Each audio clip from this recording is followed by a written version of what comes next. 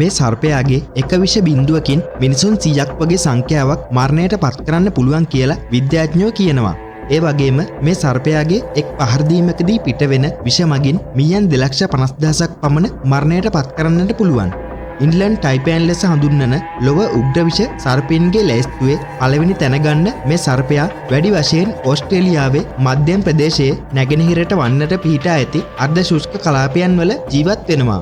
සාමාන්‍යයෙන් මීටර් 1.8ත් 2.5ත් පමණ දිගට වර්ධනය වන මොවුන්ගේ ශරීර වර්ණය කාලගුණයට අනුව වෙනස් වෙනවා. උණුසුම් කාලයේදී ලා පැහැයක් වගේම ශීත කාලයේදී අඳුරු දුමුරු පැහැයක් ගන්නවා. මොවුන්ගේ එක් දෂ්ට කිරීමකදී විෂ මිලිග්‍රෑම් 44ක් වගේ ප්‍රමාණයක් පිටවෙන නමුත් මිනිසෙක්ව මරණයට පත්වෙන්න මේ සර්පයාගේ විෂ මිලිග්‍රෑම් 10ටත් වඩා අඩු ප්‍රමාණයක් හොඳටම ඇති. මොවුන්ගේ විෂ තුළ නියුරොටොක්සින් සහ මයොටොක්සින් බහුලව අඩංගු වෙන නිසා එම විෂ මිනිසාගේ ශරීරය තුළ ඉතා ඉක්මනින් පැතිරෙනවා.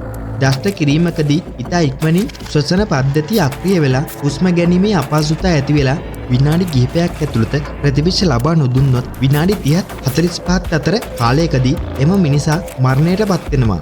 නමුත් මේ සර්පයා බහුලව වාසය කරන්නේ මිනිස් වාසවලින් තොර වූ ප්‍රදේශවල නිසා මිනිසුන්ට පාරදීම් වාර්තා වෙන්නේ ඉතාම අඩුවෙන්.